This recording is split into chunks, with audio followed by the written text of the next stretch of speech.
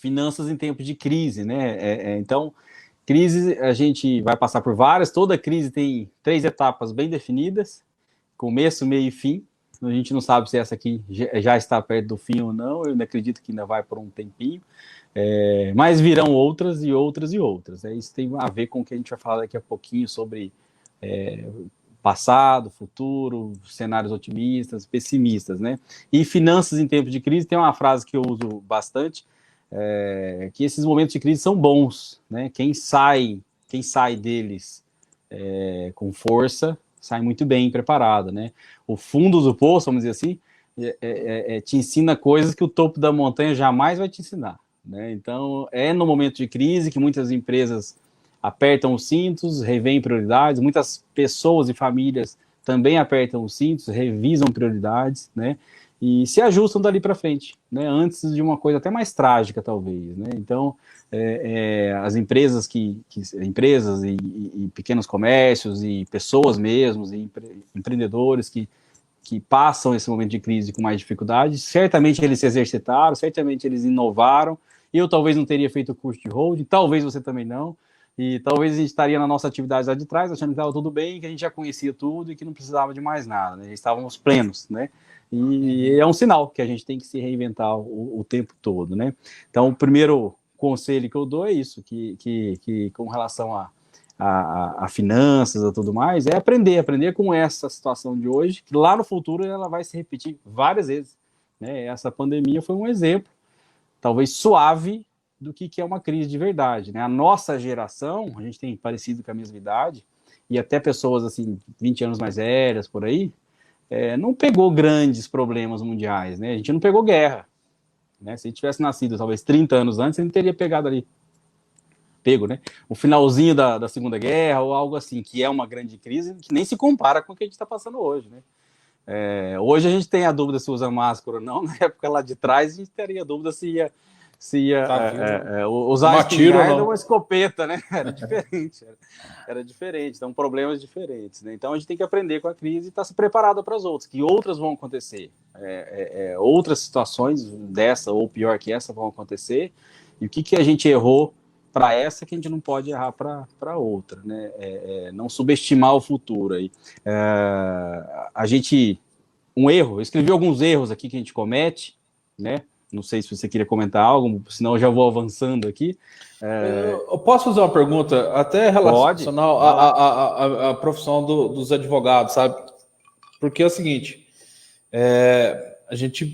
eu tenho visto colegas, alguns desesperados, porque lá em março fechou o fórum, ficou só em regime de plantão. Aqui em Alfenas os casos estão aumentando, os juízes estão trabalhando em regime de plantão, à medida do possível, processos estão andando, mas esse conceito de que o advogado só precisa do fórum, que só precisa disso para trabalhar, que é só aquele ambiente, se o juiz não andar, ele fica estagnado, é uma visão errada. A pessoa tem que estudar coisas novas, buscar prioridades, atuar, às vezes, na área tributária, que é uma área que você não precisa pisar em fórum, você só vai quando realmente não tem jeito. A própria área da holding familiar, que é um ambiente empresarial incrível, com a liberdade econômica, com a lei de liberdade econômica trouxe para nós assim, a possibilidade de trabalharmos em vários setores, de fazer coisas que a gente nem imaginava, sabe? E isso veio da pandemia.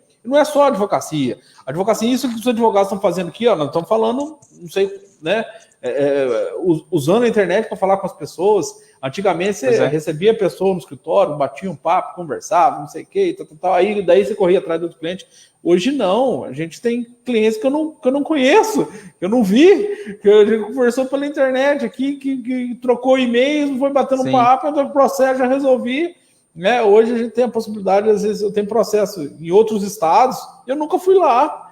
A gente faz tudo por aqui. Então, é uma grande oportunidade. Talvez as pessoas, às vezes, ficam centradas só aqui e não conseguem fazer algo diferente. Então, eu acho que você poderia falar um pouquinho, manda uma mensagem para os advogados, para as pessoas que estão sofrendo, que acham que estão num momento difícil, mas que talvez não esteja enxergando a possibilidade que essa pandemia trouxe. Sim, é só, até fazendo analogia com finanças, para a gente usar o mesmo... a linha de raciocínio, tanto em finanças quanto talvez no trabalho da advocacia e em outras áreas também, você tem vamos dizer assim, três vertentes de trabalho ou de preocupação. Prevenção, planejamento e remediação. É só o advogado olhar e identificar onde que ele está atuando. Se ele está atuando só em remediação, né, só no caso que já está acontecendo, talvez ele fica refém de fórum, fica refém de delegacia, fica refém de fórum, de outras instâncias, né? Agora, se ele trabalha com prevenção e com planejamento na área dele, seja contábil, tributária, seja a questão patrimonial, imobiliária, civil, várias outras, né? Eu não sou advogado, talvez tenha um campo que ele está desperdiçando aqui na mesma área dele. Especialize, né? Comece a se divulgar de forma diferente, estude alguma coisa. Mas é o seu caso, por exemplo, né, que você foi lá e se especializou, fez mais um reforço ainda na área de holding, que é um trabalho 100% de planejamento. Não adianta chegar para você agora com vários problemas e querer uma holding, né? Até dá, mas não vai resolver todos os problemas, né? Mas então na área do planejamento e da prevenção, assim como em finanças, é muito mais gostoso de trabalhar, muito mais benéfico do que na área da remediação, né? Então essa é a dica talvez que eu deixo aí para os colegas aí que são advogados e que são refém de repente de fórum ou de situações que precisam do presencial puro ou que não tem outra opção, né? Prevenir, planejar, dá para fazer com todo mundo, né? E com certeza tem vários clientes que antes da pandemia talvez não te recebiam por falta de tempo para fazer discussão sobre planejamento patrimonial, sobre prevenção, né? Sobre revisão de custos, de impostos, de tributos, tal, recuperação de créditos, né? Não tinha tempo para te receber, agora ele tenho certeza que ele tem, porque ele não tem tempo de deslocamento mais, agora não tem essa desculpa, e fora a questão online, você pode ficar de stand-by, exemplo das 13 às 14 horas, que você sabe que o cara talvez vai te falar, olha, eu tô livre agora, vamos bater um papo de meia hora? Vamos. Então você não precisa estar perto, você não precisa se aprontar para ir lá, né, nessa reunião. Uhum. É mais fácil. Então, querendo ou não, a tecnologia ajuda a gente a se conectar. Então é o recado que eu dou, e focar um pouquinho também na prevenção e no planejamento aí na área da advocacia. E sem contar, às vezes, também, já que o poupar também é um investimento, né, Paulo? Não sei se você pode falar um pouquinho, porque antigamente você carro para todo lado, você pegava o carro para viagem para a cidade, viagem para outra, você faz tudo online. Perfeito. Então, esse dinheirinho... o meu... Minha internet falhou um pouquinho aqui, talvez, não sei se eu já te interrompi. Agora voltou. O meu exemplo mesmo, Eduardo, eu tinha um custo significativo com combustível, né? Vou falar até um pouquinho do passado. Eu tinha um carro que tinha um consumo um pouco mais alto, olha só. Eu chegava a gastar entre 2.500, 2.600, 2.800, 3.000 reais por mês de combustível. Você tinha um Camaro, pô? Não. Trabalhava de Camaro? De Ferrari? Não, era um Landau mesmo, tô zoando. Não, era um carro normal, que tá na rua aí, você encontra vários deles, né?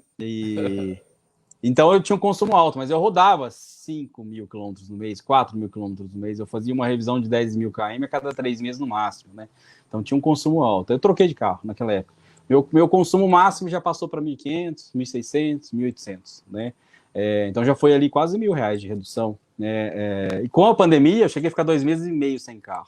E agora, com essa nova realidade, eu não pretendo trabalhar mais de 2 dias, 3 dias em campo, né? Então já vou reduzir mais ainda. Então talvez minhas despesas de combustível, comparado a 3 anos atrás, lá daquele outro carro, e para hoje com um carro mais econômico e com parte do tempo só na rua, caiu para 1/3. E aí, mesmo não preciso ganhar mais, concorda? O que importa é o que chega no final do mês e a gente põe no bolso de fato. Né? Não adianta ganhar 100 mil por mês e gastar 99. Prefiro, de fato, ganhar 5 e gastar 3. O resultado final. A dor de cabeça é muito menor, com certeza, né?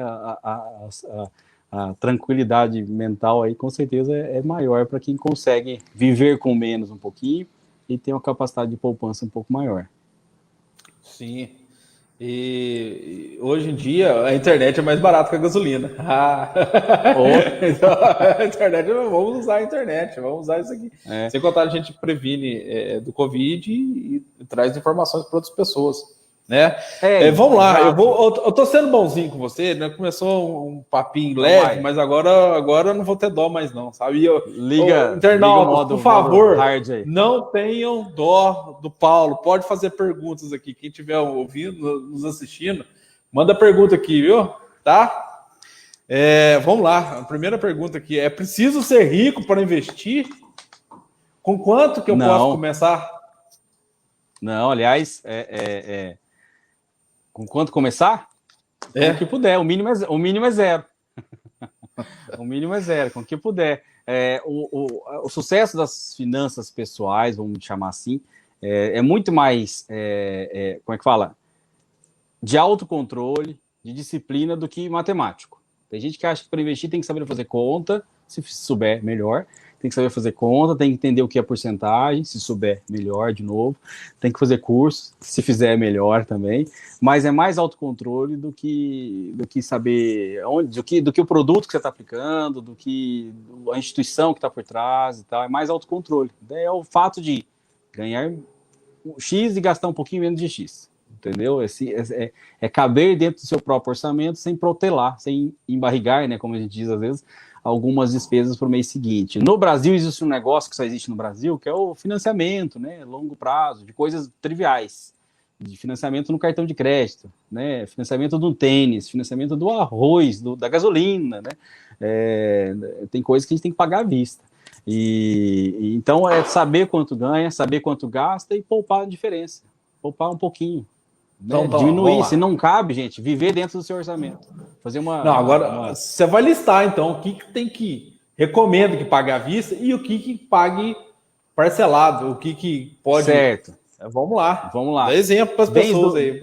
Bens duráveis. Pague parcelado, negocie juros, compare bens duráveis. O que é um bem durável? Vai desde uma casa, que é onde você mora, até, inclusive, alguns objetos que são menos importantes, mais triviais, mais fúteis, mas que duram muito tempo, como, por exemplo, a televisão.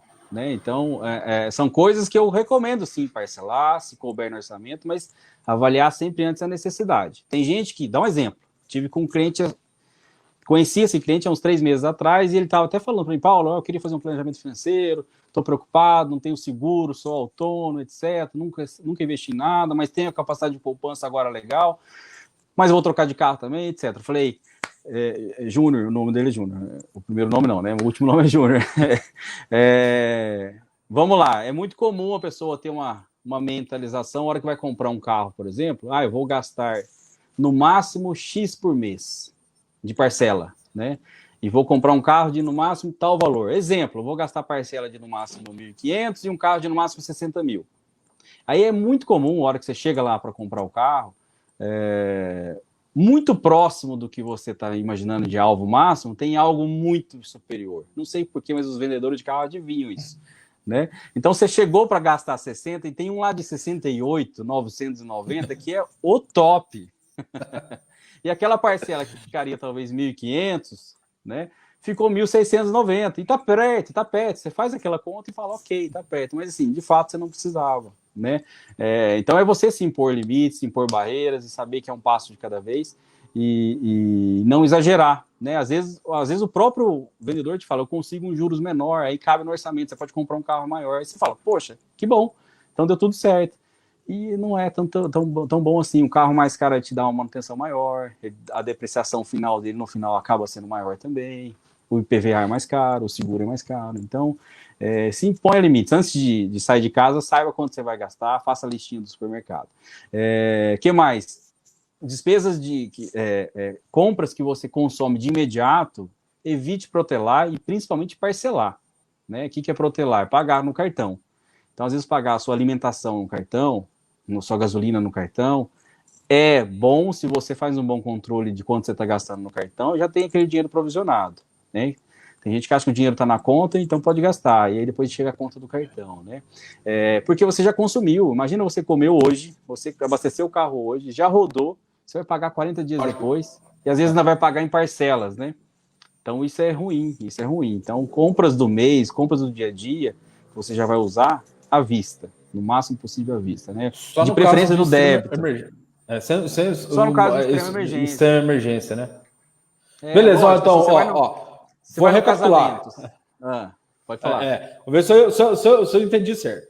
Ah? Se eu for comprar uma casa, é bom que eu parcele, ok? Vou comprar, É bom vou pagar à vista construir. também, mas é um Sim, financiamento sadio. É um financiamento sadio. É uma dívida boa. É uma dívida boa. a dívida boa. Você vai estar na Sim. casa. Um carro também se você É uma dívida puder, boa. a dívida boa. Agora, se eu vou, a compra do mês, À vista. Se à puder à vista. vista, se puder até no débito, que Gasolina, você já foi. Também. gasolina. Também. A dívida, à vista, à vista, à vista. Ah, tá. Entendeu? No débito, se possível. Né? Quem Sim. não tem controle com o cartão. Quem tem controle com o cartão, beleza, joga no cartão, ganha milhagem, ganha bonificações lá, classe melhor lá na sua bandeira do seu cartão. E ok, mas não esqueça que você já fez aquela compra. Sim, ó, o Fábio falou aqui, ó, no cartão você ganha milhas. Fala um Exato. pouquinho. Cadê? O Fábio falou aqui? No cartão É, você ganha. Exato, no cartão ganha milhas. Eu tenho um cartão que eu uso, que talvez é o que eu mais use, que não é milhas, eu tenho dinheiro de volta. Eu prefiro ter o dinheiro de volta do que trocar para um liquidificador que eu não preciso. Entendeu? Eu pego o dinheiro de volta. Eles chamam de cashback, né? Isso está mais comum hoje em dia. certo. Vamos Entendeu? lá. Aqui, nós vamos responder todas as perguntas. Eu tô vendo que o pessoal tá colocando bastante Então, perguntas aqui do lado. Não sei se você tá conseguindo ver. então vamos lá. Mas tem outra pergunta aqui. Qual o melhor lugar para deixar o dinheiro? Essa é A da Jussara, poupança. né? Vamos responder da Jussara aqui? Pode Essa? responder a Jussara. Responda a Jussara. Então tá, sugestão para investir no momento. Jussara, o principal, você definir para que você quer. Né? Definir para que você quer. Ah, eu quero só que renda mais, mas beleza. E amanhã, você vai usar esse dinheiro para dar entrada num apartamento? E daqui a um ano, você vai usar esse dinheiro para mandar seu filho estudar fora do Brasil? Você tem grandes projetos no curto prazo que vão acontecer, né? O filho está chegando na época do vestibular ali, sabe-se lá onde ele vai passar no vestibular, né? É o que ele quer fazer da vida. Ou não, você vai dar uma entrada no apartamento e a obra está finalizando, daqui a pouco está na hora de acertar as chaves, você já está com o dinheiro provisionado, você vai correr risco. Então, o primeiro ponto é identificar os objetivos seus, para que você vai usar o dinheiro, né? Qual a chance de você usar no curto prazo, até mesmo para um tipo de emergência. Então, a dica que eu daria para uma pessoa que é funcionária pública é totalmente diferente de uma pessoa 100% autônoma, né? O funcionário público ele tem umas estabilidades, ele tem uma certeza que se no mês que vem ele não puder trabalhar, por algum motivo, ele tem uma garantia, né? O CLT também tem algumas garantias, o autônomo não tem nada, o autônomo tem reserva, ele tem que ter reserva, né? Então, não arriscaria todo o investimento da Jussara, sabendo que ela é autônoma, supondo, em algo de muito risco, em algo que pode oscilar para baixo, ou que não tenha liquidez. O que é liquidez? Poder sacar de imediato. Né? Tem que ter a reserva de emergência ali bem dimensionada, de acordo com o perfil. Então, identificar objetivos, para que ela vai usar. Tem gente que não tem objetivo nenhum, já está tudo resolvido. Tem a casa própria, filho ok, ou não tem filho, né? Supondo, tem uma estabilidade de ganhos, tem as despesas controladas. O objetivo quero render mais mesmo. Com certeza é um objetivo mais para longo prazo. Sendo para longo prazo, para aposentadoria, para formar um caixa para aposentadoria, dá para a gente até diversificar de forma mais inteligente, expor ela a um pouco mais de risco, e lucro é remuneração de risco, não tem segredo. Não tem investimento melhor que não corra mais risco. É sempre assim, né? Então, identificar o objetivo dela, quais objetivos que ela tem, de curto, médio e longo prazo, e para cada objetivo a gente pode ter investimentos diferentes. Por isso que nunca fale, nunca escute e acredite que poupança é ruim. Poxa, de repente para minha mãe poupança é ótimo. Talvez ela precise de dinheiro amanhã para uma emergência, ela saca num sábado à noite, ela transfere para conta, faz um TED para mim. Isso é ótimo, resolve o problema dela, né? Resolve o seu problema. Resolve o meu, para ajudar a resolver o dela, né? Agora imagina você tem um investimento, tem a liquidez que a gente chama assim, não é liquidez imediata, né? D mais 10, D mais 30, D mais 60, né? Tem investimentos que você congela lá, que você pode estar sendo sequestrado e precisando de dinheiro que você não vende, você não pega o dinheiro de volta. Pode ser um ótimo investimento, né? A gente descobriu um investimento, a gente teve informação de um investimento ontem aqui que é tipo assim, é para 2023. Põe agora, no mínimo 200 mil, e só em 2023 você vai ver. Pode ser muito bom esse investimento. Agora, se você precisar no meio do caminho. Então, para tipo de investidor que não precisa desses 200 mil tão cedo. Não faz diferença na vida dele, né? Então, ou que ele não tenha objetivos, né? Então, identificar o objetivo, identificar o perfil de risco da pessoa. Tem pessoa que não tolera olhar a conta dela e saber que está menor do que ontem. Por mais que esteja 1 centavo positivo, ela quer sempre que cresça de um modelo tartaruga de crescimento, bem devagarzinho. Né? Tem pessoas que já falam, não, se meus investimentos caírem, eu entendi, sei porquê e tal, e eu vou até aportar mais. Essa pessoa está mais tolerante a riscos. Então, essa pessoa a gente pode buscar um investimento um pouco mais arrojado. Então, não tem uma resposta pronta. Se alguém te der uma resposta pronta, essa pessoa quis resumir. Né? Não pode, ela tem que entender o seu perfil, para que você vai fazer e tentar achar as melhores soluções. E também não tem rentabilidade garantida. Não acredite em rentabilidade garantida. Nem as coisas do tesouro, nem a poupança é garantida, né? Tudo pode variar de acordo com os cenários aí, às vezes mais, às vezes menos. Não acredite em promessa de renda garantida. Desculpa interromper. Tem gerente de banco que fala assim, não, isso aqui é garantido, é certeza, vem cá, investe conosco aqui, que isso vai vir futuramente. Tem. O quê? O que seria bom? Tem muita gente que faz a conta com o passado. Olha, esse produto financeiro rendeu 10% esse ano. Então, faz uma conta, você vai pôr lá 10 mil reais, 10%, então vai dar 11 mil no ano que vem. Então, ele acaba iludindo, que pode ser que dê mais, pode ser que dê menos, mas tem que deixar a pessoa, o cliente, ciente que é variável e por que pode variar. Né? Então, quando os juros sobem, o que acontece? Quando os juros baixam, o que acontece? Quando a inflação, exatamente. Inflação, as pessoas não consideram inflação, esquecem a inflação. A inflação é o maior monstro dilapidador de patrimônio, é a inflação. Né? Hoje, com 100 reais no bolso, você vai no supermercado e volta com 2 sacolinhas. Há 10 anos atrás, você voltava com um carrinho cheio, com 100 reais. Né? Então, veja o preço das coisas simples, da Coca-Cola, do pão. O pão hoje é R$1 ou mais. Aqui em São Paulo. Né? Antigamente, com pão, você comprava com R$1, você comprava 10 pãezinhos, né? E o pão é o mesmo, não mudou. Isso é inflação. Não é que o padeiro aumentou o preço. É a mesma coisa. E o salário mudou muito pouco, né? Muda muito pouco. Então, cada vez ele percebe que o brasileiro está perdendo poder de compra. Principalmente, às vezes, as famílias mais pobres estão sentindo mais, porque essa questão da pandemia começou a oscilar muito. Oscilar, não. Sim. O mundo começou a comer mais, ficou melhor para as pessoas exportarem. Quem produz alimentos. Tá alto, então ficou, e outra coisa, ficou mais caro para a gente comer aqui, o brasileiro em si. Então tem gente que está passando muito apertado nesse momento. E essa questão de pobreza, às vezes quem é pobre poupa muito mais de quem é rico. O cara ganha 10 mil por mês lá, não guarda R$1. E o cara que ganha R$1.000, às vezes ele guarda lá R$200, R$300 e a vida segue. Exato. Por isso que eu falei que é mais hábito, né? Controle, hábito, do que aonde guardar. Pode guardar no colchão, não é seguro. Você perde pela inflação e está vulnerável. O colchão pode pegar fogo. Né? Eu procuro um lugar mais seguro, né, que dê uma possibilidade de rentabilidade maior. Mas guardar melhor do que ficar pensando aonde guardar. Entendeu? Aqui, Jussara, se a resposta não foi satisfatória, pode comentar aqui, pode questionar. O Paulo não tem piedade dele, pode perguntar sem dó. A função aqui é colocar ele apertado na parede hoje. Vamos lá, espreme. Paulo. Aqui, ó, tem uma pergunta aqui. A Jovilhana está perguntando da reserva de emergência, qual a dica, né, para quem está começando. Então, para quem está começando, eu vou falar de maneira geral, inclusive da reserva, tá? O primeiro passo de um bom planejamento financeiro, assim, na verdade não é são 4 passos. Não sei se eu falei isso na live passada, tá? Primeiro, saber quanto você ganha e quanto gasta. Quando é CLT ou empregado de alguma empresa, né, ou funcionário público, você já sabe quanto você gasta. Quando é autônomo, fica mais difícil de prever quanto você gasta, mas pensa numa média, né?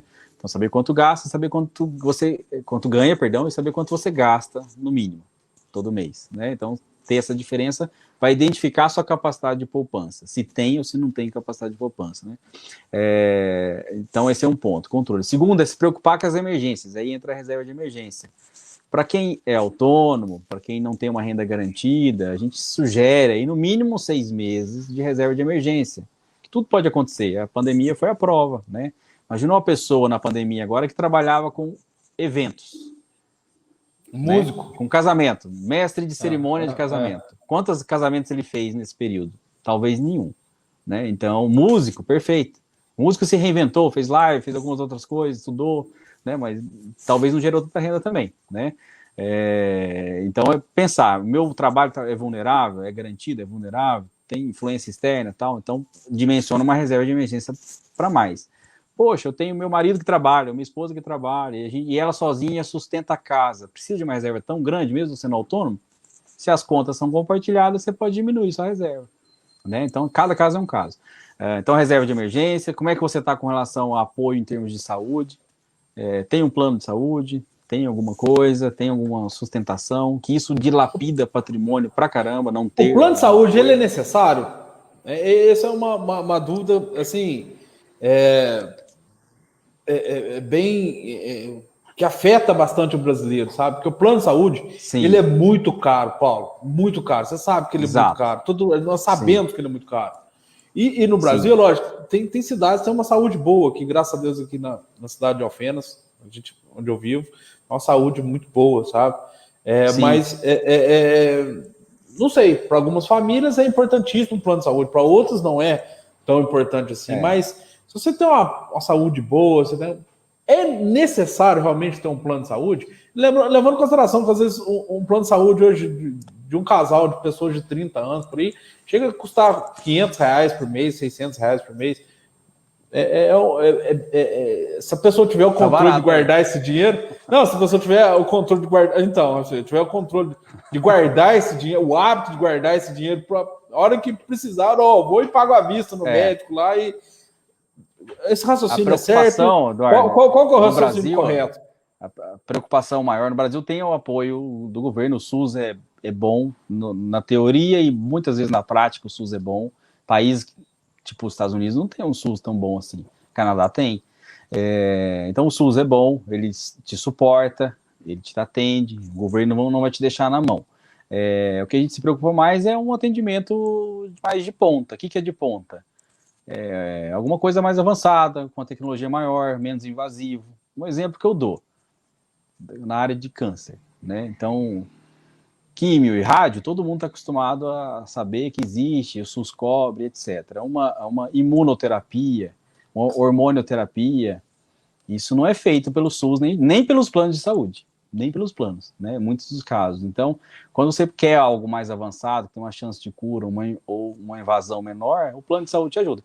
E não adianta querer fazer o plano de saúde ou o seguro de vida, que cobre algumas situações de saúde também em vida, depois de já estar com problema.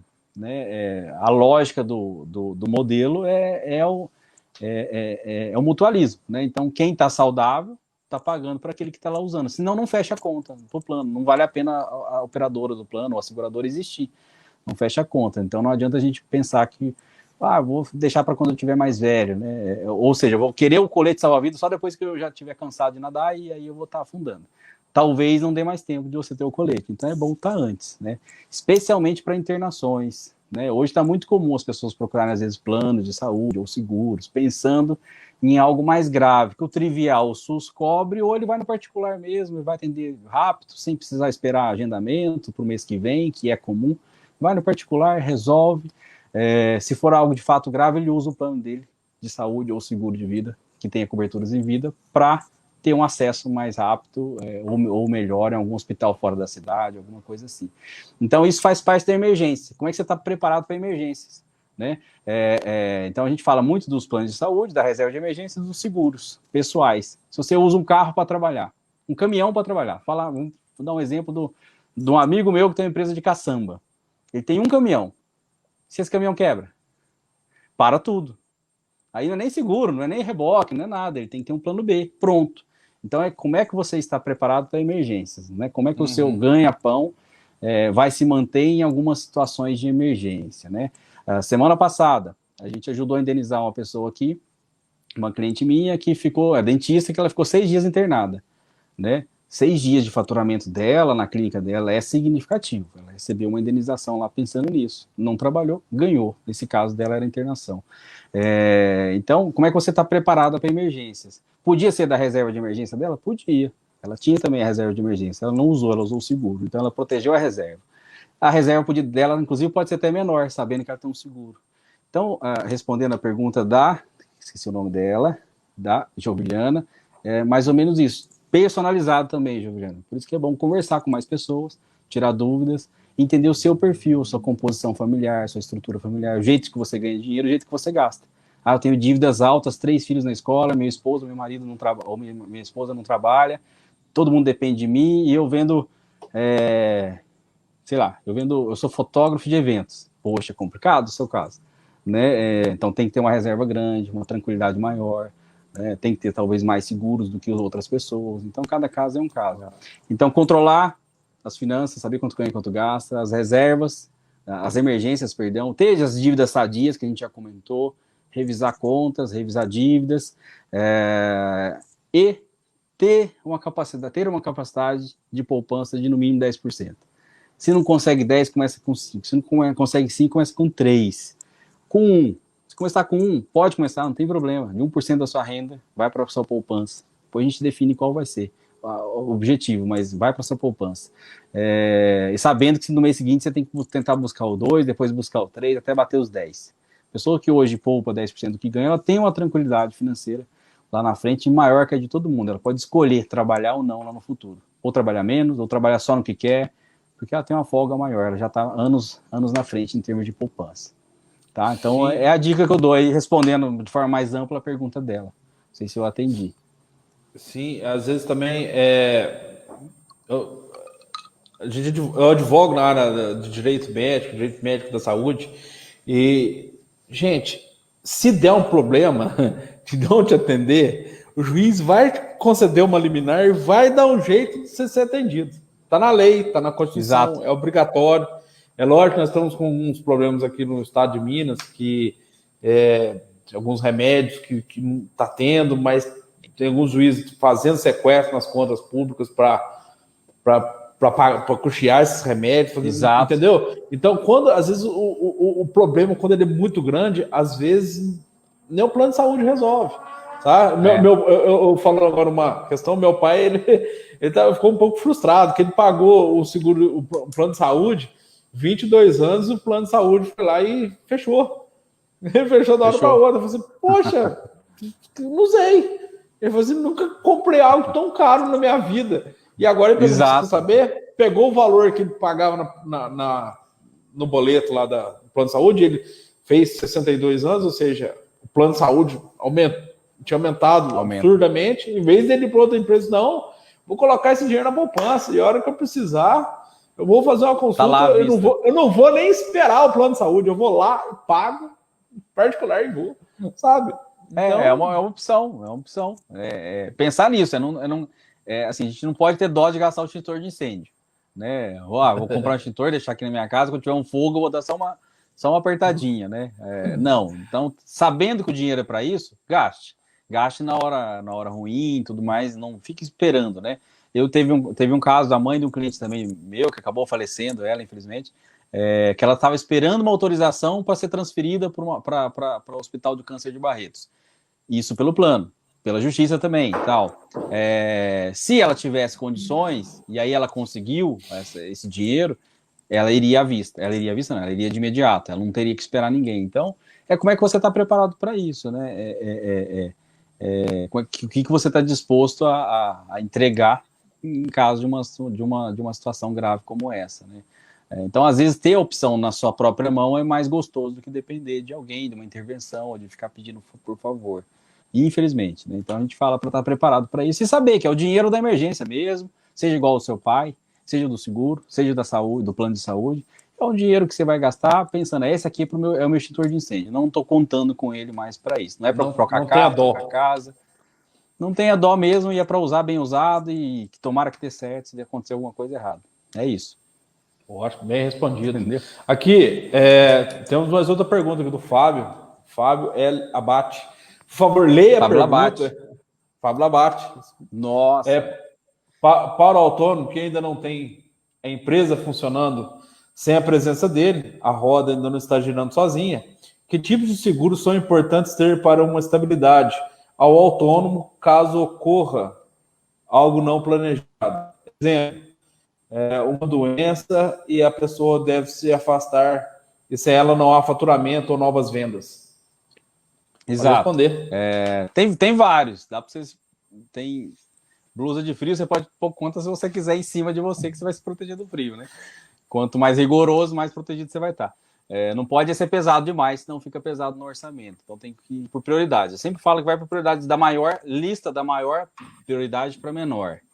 Né? Então, que tipo de seguro, por exemplo, no autônomo? O que é mais importante para o seu trabalho? Primeiro, a gente sempre fala de vida. Você tem que estar saudável. Então, você tem que estar bem. Né? Se essa cadeira minha aqui fosse uma cadeira de rodas, será que eu trabalharia do mesmo jeito? Se eu não tivesse a audição tão boa, será que eu estaria fazendo essa live? Né? Se eu não tivesse capacidade vocal ou visão, quantos de nós trabalharíamos sem a visão perfeita? Né? Um médico patologista, um dentista, quanto vale a visão, né? Ou a mão? Né? Então, cada profissão a gente determina o que é de mais prioridade para menos, né? No seu trabalho. Então, o exemplo. Vamos falar do dentista, que eu acabei de citar o exemplo aqui. Não é o caso do Fábio Labate, ele não é dentista. Mas vamos falar do dentista. O primeiro ponto, o corpo dele tem que estar ok. A vida útil do dentista é baixa, infelizmente. É uma das profissões que a carreira mais curta, no auge, em pleno vapor, que a gente conhece, porque cansa, o corpo cansa, né? Mesmo assim, precisa estar com o corpo ok. Então, um dentista na cadeira de roda ele não funciona. Não conheci um dentista na cadeira de roda. Se alguém conhecer, manda aqui. Eu quero conhecer o caso. Né? Um dentista sem visão também não conheço. Um dentista com uma mão só também não conheço. Então, faça o seguro do seu corpo, que é o seu corpo que vai gerar renda. Né? Depois, o dentista, será que ele precisa do seguro dos equipamentos?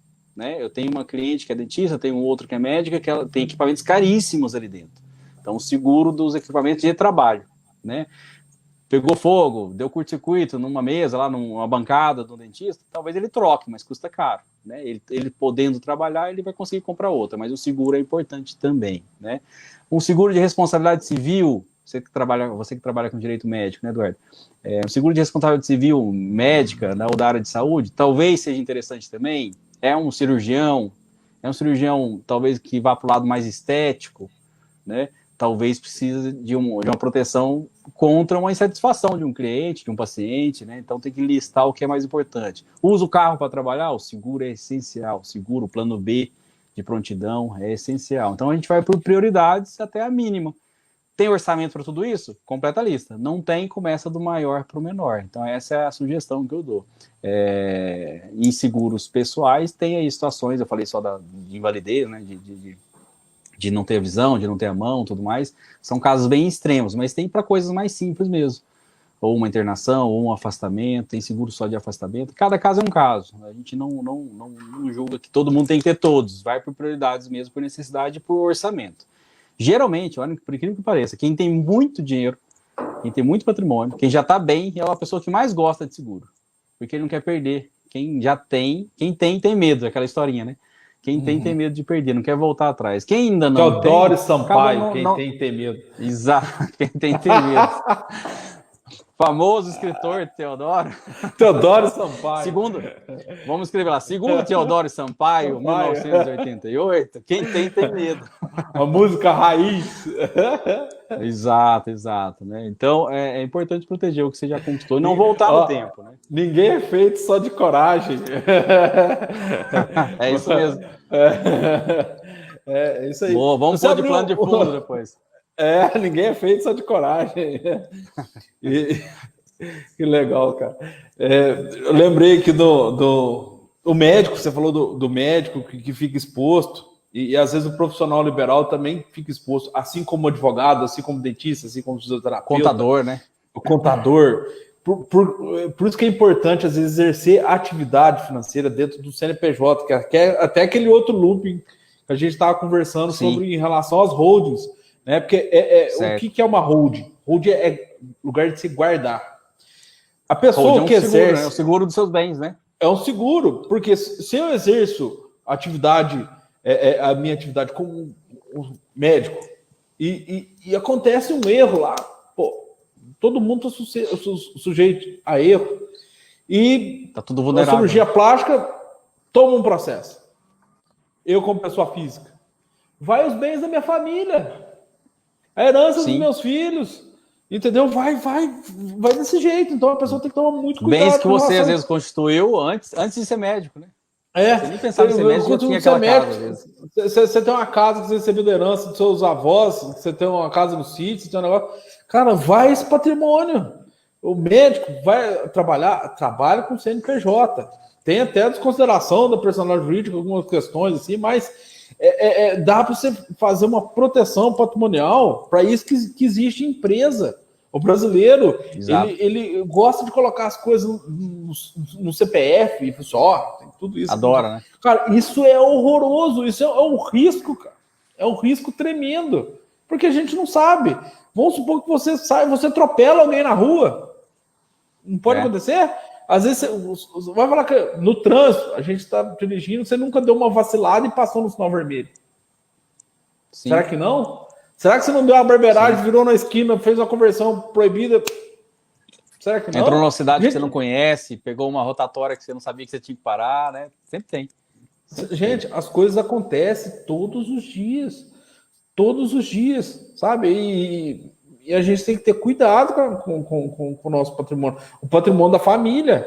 Quando você cria uma holding familiar, lá vai estar só você, a sua esposa, seus filhos, tá o patrimônio guardado dentro do CNPJ lá no cantinho. Se você fizer na pessoa física aqui, vai resolver na pessoa física. Ele não vai ter desconsideração da pessoa física para a pessoa. Não tem. O negócio tem que ser, sim, bem feito, bem organizado. E não é uma coisa que as pessoas às vezes acham que custa caro. Não custa caro é não fazer. Né? Custa caro depois que já está tudo ferrado, depois que já está tudo lascado, aí não dá mais, aí é fraude.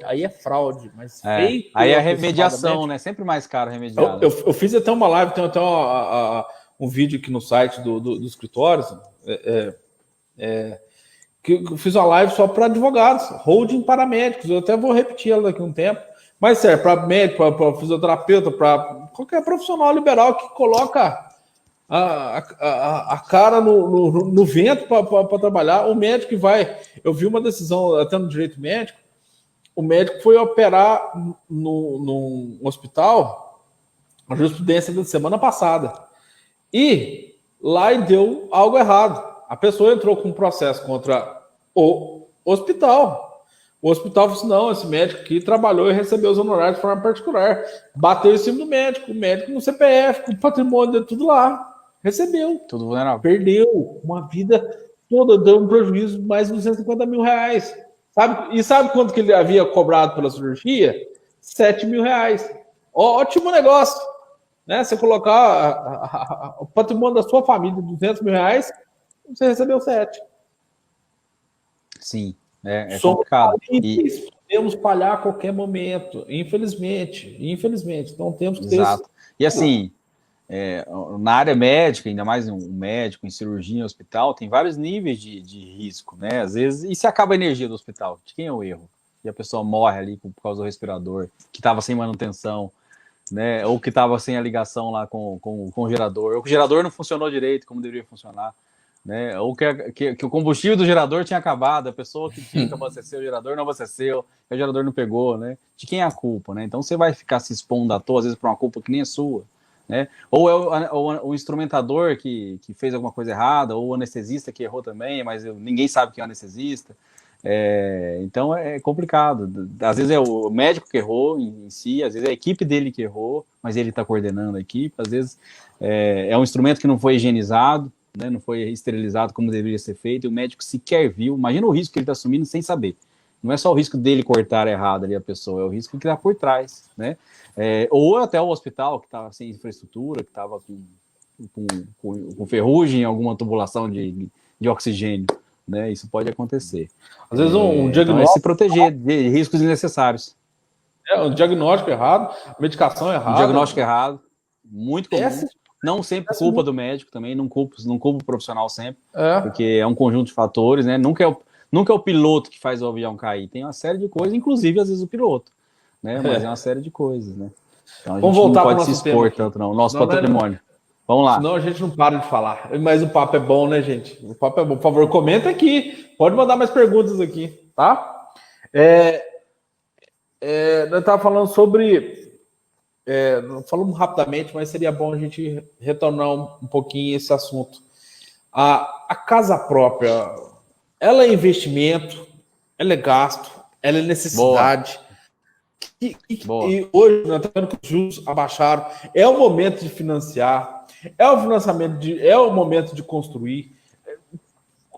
O que entendeu? Vou separar o momento primeiro, depois a gente fala do momento. Tá? Vamos falar do assunto. Né? Depois a gente Vamos lá, fala então. do assunto Manda no ver. momento. No momento, né? Casa própria é um investimento, é um ativo bacana, mas a casa que você mora é despesa. Enquanto você está morando nela, é despesa. Ponto. Trata como despesa. Eu gastei 200 mil na minha casa, eu mobilei ela com mais 100 mil, eu pago 1.000 de condomínio, eu pago 10 mil de IPTU por ano, eu faço uma pintura a cada 3 anos, eu tenho aqui vários serviços da minha casa, tal. Tudo isso é ativo, é passivo. Você gastou um dinheiro, ela vai valorizar sim, provavelmente, no longo prazo, todo imóvel valoriza. Meu avô já falava, quem compra terra não erra, então casa é a mesma coisa, né? Então não é um mau investimento, mas saiba que a sua casa, onde você mora, ela é uma despesa, né? E aí toma cuidado, assim como qualquer despesa. Eu hoje talvez tenha condição de comprar um carro super bacana? Tenho. Tô a fim de arcar com as despesas dele? Não tô, então por isso eu não compro, tá? Eu compro um carro confortável, seguro e pronto, que me atende, talvez até atendeu demais.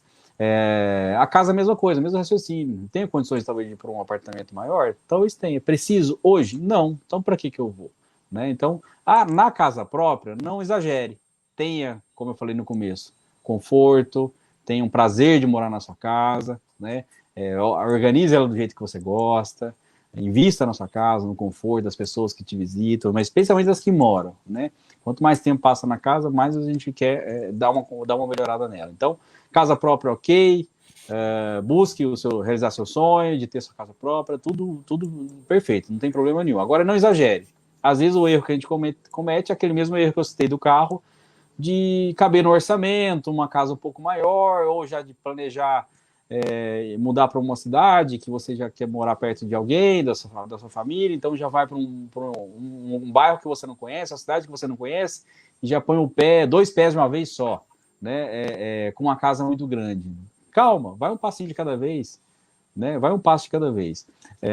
Então, casa própria é tratada como despesa. A casa, em paralelo, imóveis de maneira geral, a gente vai para a segunda parte da resposta, imóveis de maneira geral é um bom investimento, tem que fazer parte de uma carteira de investimento, né? Eu vejo pessoas 100% alocadas em imóveis, né? A gente teve contato recentemente agora com um empreendedor, com um empresário aqui próximo da região, que para salvar o pai de um tratamento, ele vendeu 22 terrenos em 6 meses. Imagina a dificuldade que ele teve de vender esse terreno e o valor que ele conseguiu por esse terreno. Não é o mesmo valor de quem está tentando vender numa oportunidade, né? Vendeu na crise, 6 meses de crise, vendeu na crise, vendeu mal vendido e vendeu para quem pagava à vista. Então, tem que ter cuidado para não imobilizar seu patrimônio. A própria palavra já fala, tá imóvel o meu patrimônio, né? Tá em imóvel ou tá imóvel de fato, né? Então, imóveis faz parte de um planejamento financeiro que não pode estar 100%. Para a maioria das pessoas que a gente encontra, a gente identifica que não pode estar 100% alocado em imóveis. Por mais que tenha uma garantia de valorização futura muito sólida, né? Investir em algo real, algo que você põe a mão, algo que o comprador vê. É bem diferente do que comprar uma ação de uma empresa que você não visualiza, né? Então, sou a favor assim, dos imóveis, tanto como investimento, quanto da casa própria, mas não exagere na casa própria e não ponha tudo que você tem e o que não tenha também nos investimentos imobiliários.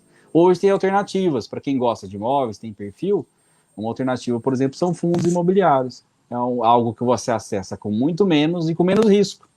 Ao invés de você só ter uma casa, para depender de renda desse aluguel, de um único inquilino, através de fundos imobiliários você consegue ter multi-imóveis, né, 10, 20, 30, 40 imóveis, às vezes dentro de um fundo só, com um valor muito mais acessível, porque você está comprando uma cotinha, uma cota daquilo, né?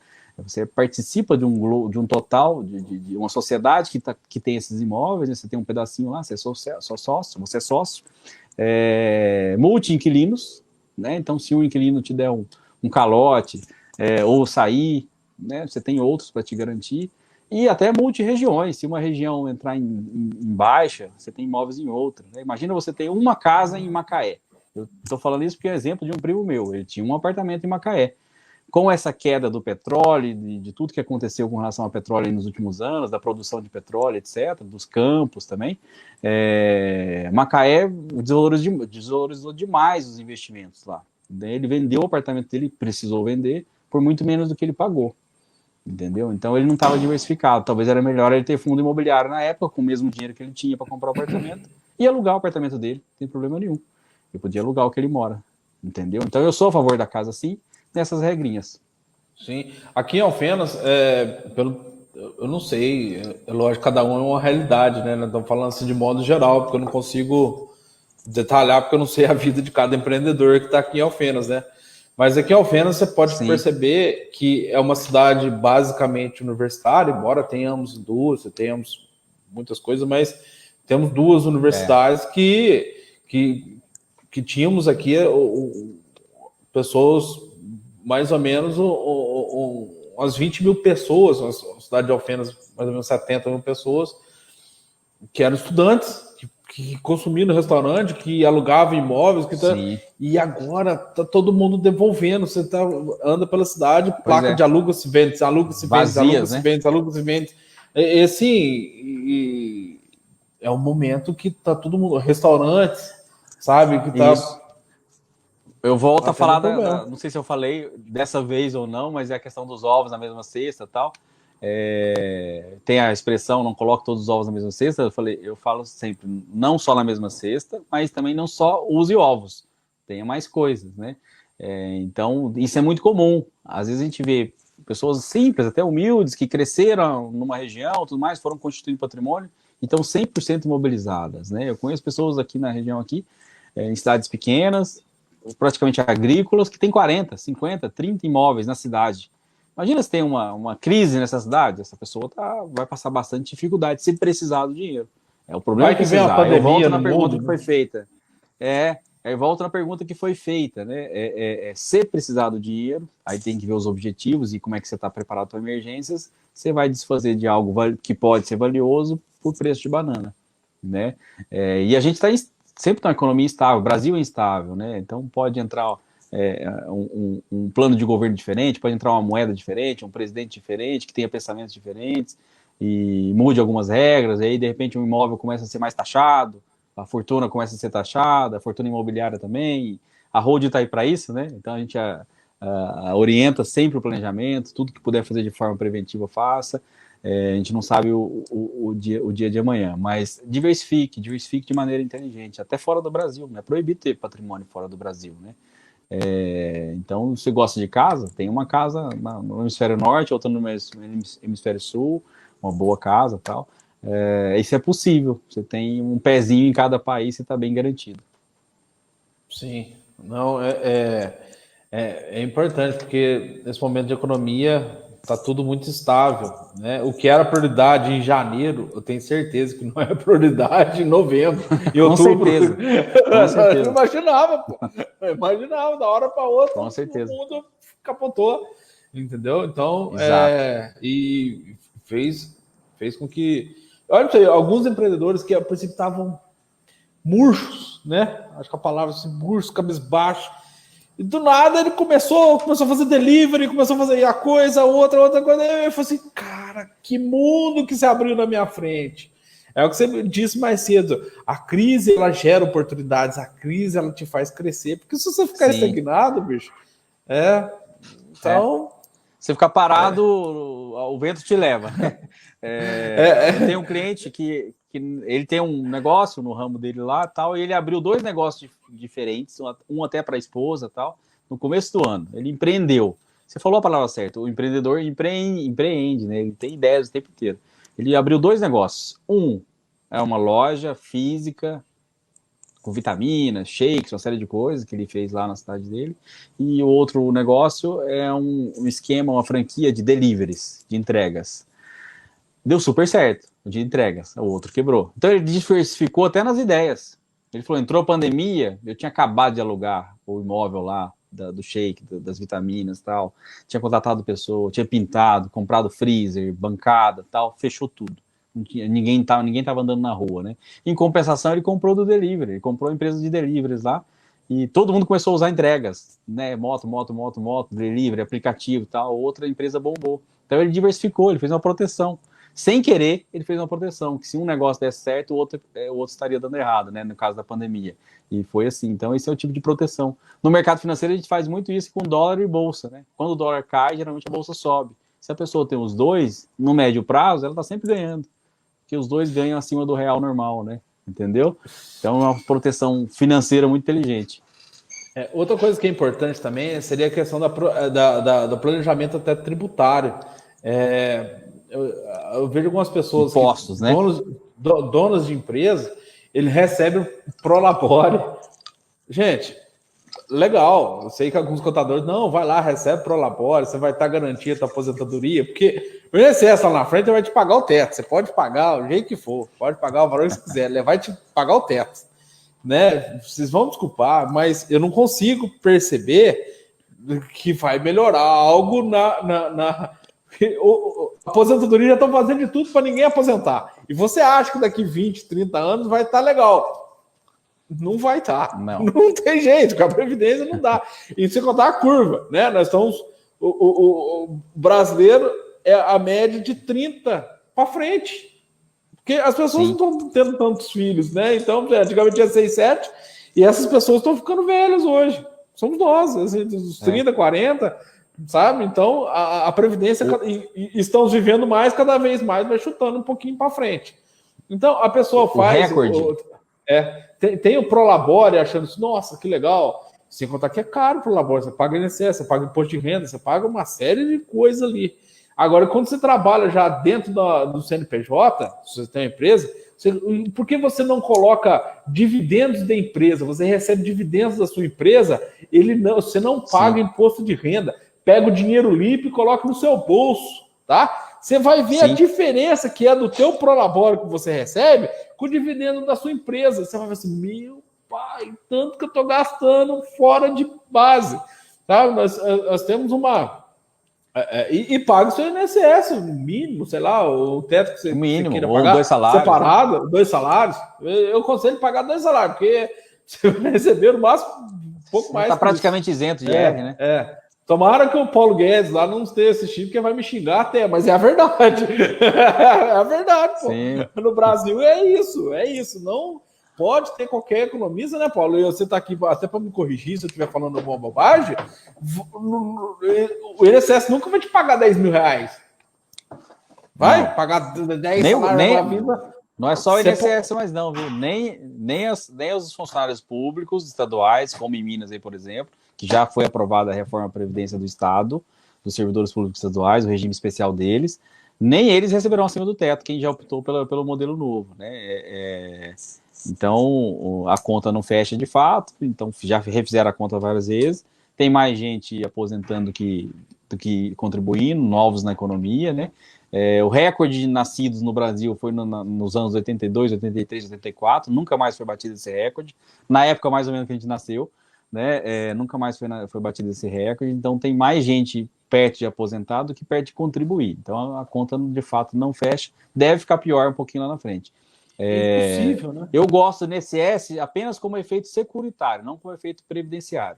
O INSS ele tem a sua validade, ele aceita tudo, ele é bonzão. Por isso está quebrado também, né? Você contribui um mês e ganha uma pensão por vitalícia. De onde sai o dinheiro? Se você, por exemplo, ficar inválido ou acontecer alguma coisa contigo, né? Vai preso. Então, como aspecto securitário, é o melhor seguro do mundo, talvez seja o INSS. O contribuindo sobre o mínimo, como você falou, mínimo, 2 salários, mais do que isso já é muito imposto em cima, né?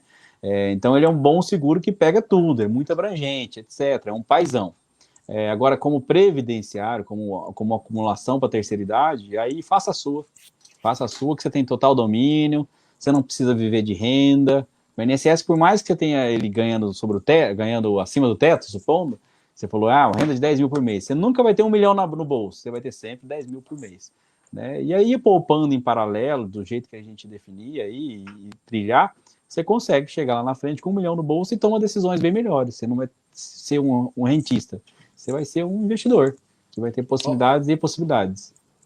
Paulo, olha para você ver a diferença de algo assim.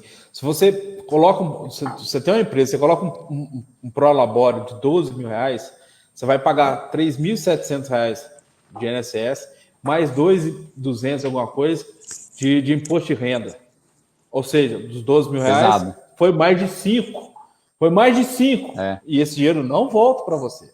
Se você A única for médico, advogado, que tem uma lei especial da questão tributária, médico, advogado, dentista, e tiver pelo CNPJ, você joga lá, você recolhe a nota fiscal de 4,5%, que você vai pagar rindo em vista do outro, Sim. e joga como dividendo de empresa.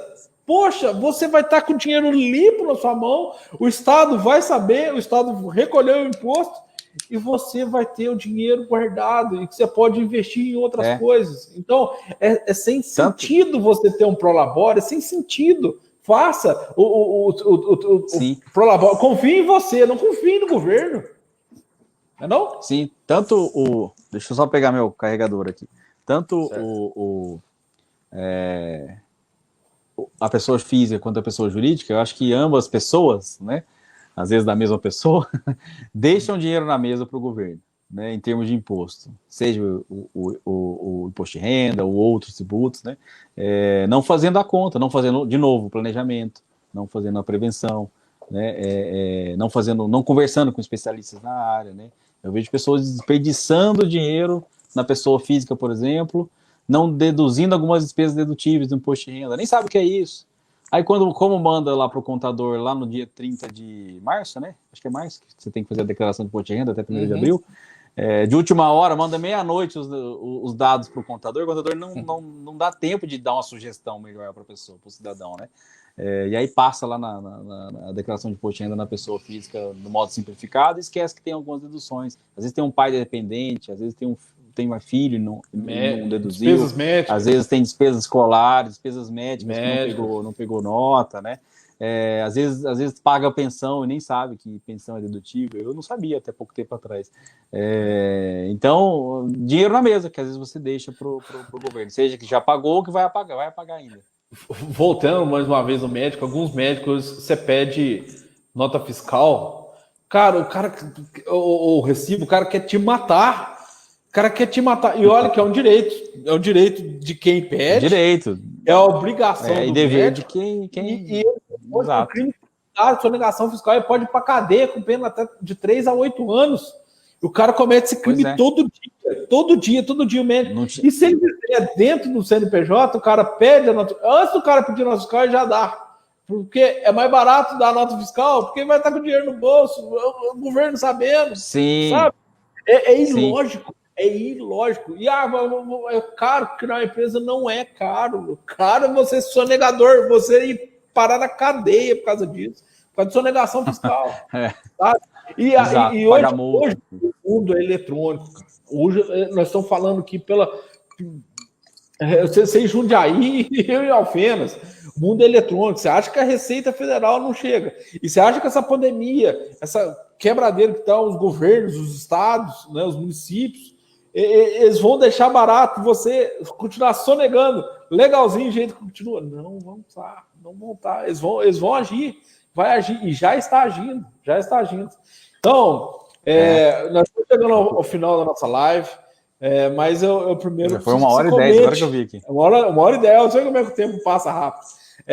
Por favor, comente da Tatiana, leia e comente da Tatiana aí, nossa... Vamos lá, leia a Tatiana aqui. Raramente todos os ativos, né, renda fixa, variável, moedas, metais, commodities, etc., caem ao mesmo tempo, exato. Por isso a importância da diversificação. E mesmo assim, olha que legal, ela pôs a palavra raramente. Ainda significa que pode cair. Então é muito incerto. Não acredito em quem promete que algo vai render alguma coisa de forma bem garantida. Exceto o pré-fixado. Aí pronto. Se você investiu em algo que está pré-fixado, 4% esse ano, 6%. Aí vai ser isso mesmo. Mesmo assim tem risco. Risco de crédito. Você investiu lá num banco, o banco quebrou no meio do caminho. Eu emprestei dinheiro para o Eduardo me garantiu que daqui a um ano ele vai me dar 50%. O Eduardo sumiu no mundo, e aí? Tem riscos envolvidos, às vezes não é o risco da conta, né? A conta é linear, perfeita, mas e o risco do crédito, né? Então, acompanhe, diversifique, como a Tatiana falou, e ela usou a palavra perfeita, raramente, não é 100% do tempo. Mesmo assim, ainda pode acontecer de vários ativos caíram ao mesmo tempo. Quando que acontece isso? Exemplo, vou dar um exemplo que eu acho que eu não falei na outra live. Lá em maio de 2017, 17? Já não lembro se era 17. Eu acho que foi 17, 3 anos atrás mais ou menos. O Joesley Day, né? O mercado financeiro conhece como Joesley Day. JPS. É. A dupla, Joesley e Wesley, né? Joesley Day foi o dia que soltaram os grampos aí com o ex-presidente Temer e tal, que estava envolvido. O Brasil estava num otimismo com o Temer, né? Que tinha mudado, tinha feito uma transição, achando que era para melhor e tal, e veio essa notícia de corrupção, de envolvimento, e o Brasil caiu em descrédito. O Brasil foi rebaixado. É como você tirar um time da Série A e pular para a Série B. Não vou falar mal da Série B, porque meu time está provisoriamente lá, mas é como você tirar um time da Série A e ir para a Série C ou B naquele instante, e o Brasil foi rebaixado. Investidores tiraram dinheiro daqui, falou, já era, vou voltar o ano que vem nesse país aí, ou depois, então caiu em descrédito, né? Então, vários ativos no Brasil caíram ao mesmo tempo. Aí que está a diversificação. Se você tivesse alguma parte do seu patrimônio fora, você nem ia perceber. O que acontece no Brasil não afeta o mundo, o que acontece no mundo afeta no Brasil. Então, nesse momento, você tem que pensar se você está de fato diversificado ou não. Entendeu? Eu acho que eu respondi, né? Comentei, sim, né? Pessoal, então eu quero agradecer. A Tatiana falou, queria estar vendido esse tipo. Posso dar um último recadinho aqui? Claro! Que era para ser o primeiro. Era para ser o primeiro, eu anotei aqui, mas não falei. Duas coisas, né? Primeiro, 2 recadinhos, então. Pensa 10 anos depois, né? 10 anos depois de hoje, lá em 2030, pensa na idade que você vai ter, na estrutura familiar sua. Se você tem um filho de 13, ele vai ter 13, provavelmente, né? Então, 10 anos depois, o que você gostaria de ter começado hoje para ter dado certo lá na frente, né? O que você gostaria de ter lá na frente que você precisa começar hoje? E é isso que você tem que fazer. Seja os R$100 lá da minha esposa, que começou hoje, seja outro investimento, seja a casa própria, seja diversificação lá fora, seja organizar seu patrimônio dentro de uma estrutura mais confiável, por exemplo, a holding, né? Seja fazer contas com o seu contador, ou com o seu tributarista, ou com um tributarista de confiança, do que você está deixando passar pelo ralo. Exato, né? E porque isso muda todo dia, às vezes o que você fez no ano passado era melhor para você, às vezes hoje não é tão melhor quanto era no passado. Então esse é um recado, e o outro recado para não delegar, não delargar. Delegar pode, mas delargar não, né? Então se você tem alguém na família que entende bastante de investimento, que toma decisões por você, não deixa acontecer. Isso, infelizmente, eu vejo muito com mulheres. Às vezes quando eu vou conversar com mulheres, mulheres empreendedoras, boas empresárias, boas diretoras, né? A gente, não estou generalizando que é mulher, tá? Mas isso acontece muito com mulher, infelizmente.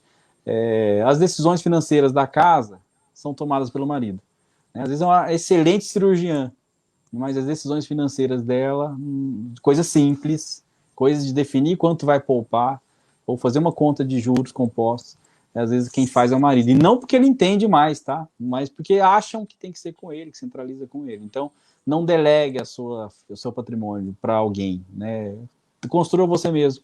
Nem para um consultor, nem para mim, nem para outro consultor, nem para o gerente do banco, nem para o assessor lá da corretora, ou de outros lugares, né? Não delegue, converse e vá construindo juntos. Quanto mais opiniões boas, melhores, né? Então, não delegue para ninguém. Estude, ponha o pé onde você sabe o que está ali naquele chão. Se vai investir em algo que você não sabe de fato o que é, melhor não investir e ficar onde você está. Agora, estude, porque tem opções, tem possibilidades, tem um mundo enorme ali, além banco, vamos dizer assim. Não que o banco seja ruim. Já falei mal de banco, já errei nesse ponto, né? Não falo mais mal de banco, porque o que é errado é o produto errado para a pessoa errada. Às vezes o produto do banco lá ele é certo, talvez não para você, mas para outra pessoa ele seja inteligente. Não dá para generalizar. Sim. É isso. Então, tem mais perguntas? Acho que não. Acho que não. Eu quero agradecer mais uma vez, Qualquer viu, Paulo? Coisa, a tua generosidade, é muito bom conversar com você. O tempo passa, lá, 1h15 de live já. Ainda bem que nós não estamos no Instagram, porque o Instagram é rápido. 1 hora já nos teria derrubado. Uma hora tem que desligar, né? Ele desliga. Ele desliga pra gente. Manda embora. Então, mas te agradeço muito. Conte comigo, vem aqui em Alfenas para tomar um café. Tomar um café, tomar uma cerveja, sei lá, vai bater um papo. Sucesso. saúde, né, e bons investimentos. Tá certo? Irei em breve, com certeza. Te aviso. Aqui, pessoal, muito obrigado pela audiência. Compartilha a live. Depois eu vou disponibilizar os vídeos. Depois vamos colocar também no YouTube, caso alguém queira rever. Te mando, viu, Paulo? Ah, legal. E em breve, beleza, se Deus quiser, logo. Ah, só mais um recadinho. Semana que vem, o nosso trabalho de hold aqui, você que faz hold também em São Paulo e Minas, vou trazer o Luiz Carlos Padilha, que é um grande amigo advogado aqui, que trabalhou 29 anos na Receita Estadual, tá? E ele vai falar sobre ITCMD, Imposto de Transmissão Causa Mortes. Esse imposto que arranca os cabelos das famílias no momento do inventário. A pessoa nem sabe, nunca ouviu falar nesse negócio, sabe? Mas ele, semana que vem, ele vai explicar aqui, inclusive tendo os nossos advogados, aquele grupo nosso lá de holding em Minas Gerais, está todo mundo arrancando os cabelos, porque o ITCMD é um imposto pesadíssimo. E nós vamos tirar as dúvidas semana que vem. Então, eu já vou deixar meu abraço pro Padilha, Luiz Carlos Padilha. Até semana que vem. E conto com a audiência de vocês. Com certeza. Mesmo horário, quinta-feira, às 19 horas. Até mais, pessoal. Assunto importante. Até mais. Tchau, tchau. Valeu, Eduardo. Um abração. Até mais. Tchau, tchau.